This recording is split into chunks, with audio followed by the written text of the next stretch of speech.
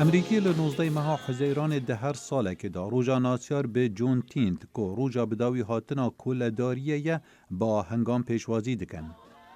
لباجره فیرفاکس یا ولایت ورجینیا وکو پرانیا دوران بگوتار و چیروک و سرهاتین ویدمی و چالاکیان ریورسن پریوچو.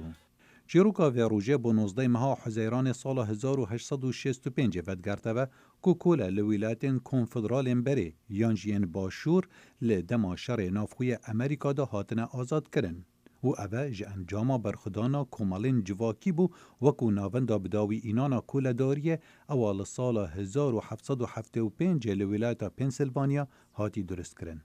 لسال دسپیکا پیدابون امریکا آلوزی دنافبرا ولایت فدرالین باکور امریکا اوین کوله آزاد کرین و کنفدرالیا باشور او بردوامی دا کوله داری سرهلدان و دا اگر دا شر نافخوی امریکا لسال 1861 دست پیکر پشتی 13 ولایت باشور یان کنفدرالیا باشور جدا بوین. دگر ما شر نافخوی دا سروک وی دمی امریکا ابراهام لینکن آزاد کرنا کولیان ل 22 مهانه سال 1862 راگهاند.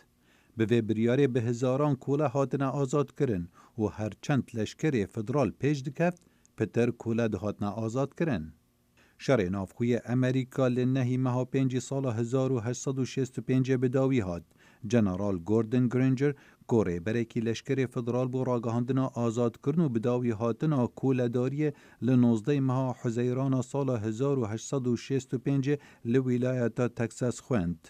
On June 19th, 1865, لنوزده حزیران سال 1865 جنرال گوردن گرینجر یه لشکر فدرال گهشت باجار گالفستن لتکساسه و گوتا کولیان کو او جبری 2 سالان آزاد بوبون. بریارا کو روژا 19 حزیران یان روژا آزادیه به هنودانا فدرال بدل توایا ولایت امریکا پشتی 105 سالان جراگهاندنا آزاد کرنا کولیان هات و دماهیک بسر دمکا تاری جدیروکا وی ولاتی ایناد. ام لورن دا پشتراس بکن کو زورداریا بری نوگره و ام لورن دا کس ریگریه لمن نکه کو خوشیان به دست بخن. ام لورن دا بیجن جیهانه ام سربلندن کو ام بشکنج امریکا و سربلندن به کلتور خوالوی ولاتی. راگهاندنا آزاد کرنا کولیان به دم و دست نهاتا بجه کرن و جیانا میلیونها کولیان یکسر نهاتا گهارتن لی بردوان بون لسر وجاندنا روژا آزادیه و برخودانه.